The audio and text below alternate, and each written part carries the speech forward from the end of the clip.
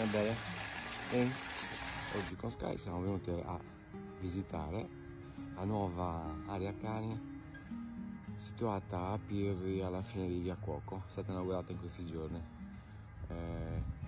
Provviste di cestini all'interno, con le fontanelle per i cani e per le persone, una con quattro alberi e l'altra invece completamente libera da alberi. Sono entrambi illuminate, hanno i lampioni, energia solare, è un'ottima cosa per Cagliari e per i nostri amici.